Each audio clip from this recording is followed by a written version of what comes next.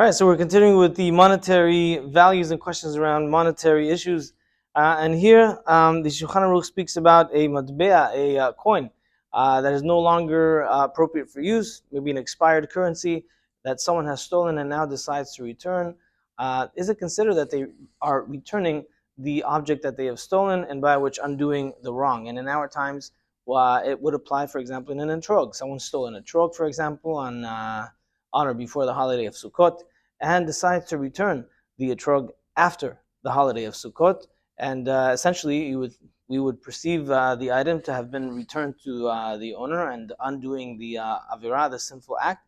But indeed, that's not undoing the sinful act, because everyone knows that after the holiday of Sukkot, the value of the etrog has lost really its entirety of its value, and so it's not considered that you are undoing or undoing the bad or returning the item to its owner, because the item has no longer value, or at least the same value that it had during the time of Sukkot. This also applies, for example, to someone that has stolen or taken without permission something that is relevant to something that's needed in a seasonal value, like an umbrella or a coat or things like that, that is returned after winter time.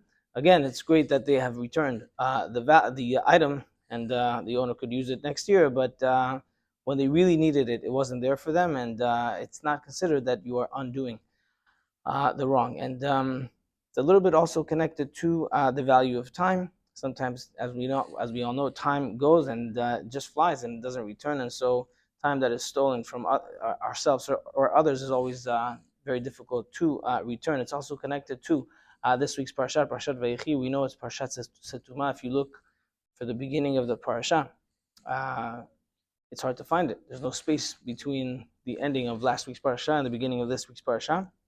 Rashi says it's actually called a Parsha Setuma, a closed off or concealed Parsha. It's hard to find it. It is Satum. Rashi says it's Satum because when Yaakov Avinu passed away, Nistemu Enen Shel Israel, our eyes have in a way been closed or shut. The light, the greatness of his presence has been taken away from us, and a lot of things as a result of that were also taken away. But says Rabbi Yoram Bergel that as negative as it is and as big of a loss as it was, there also was something good inherently in that passage that we read about Yaakov Avinu's death, because if we can imagine his deathbed, himself and all the tribes, the 12 children that he had, are coming together, and maybe the rivalry, the tension, the issues between the brothers and Yosef are coming to an end. Now they are the separation that was found between the brothers is now nistam, is being closed off, and things are coming together, and they are becoming more as one nuclear and cohesive unit. And that really shows us the value of coming together and forgiving for time that was lost, and forgiving for things that were taken away. Amen.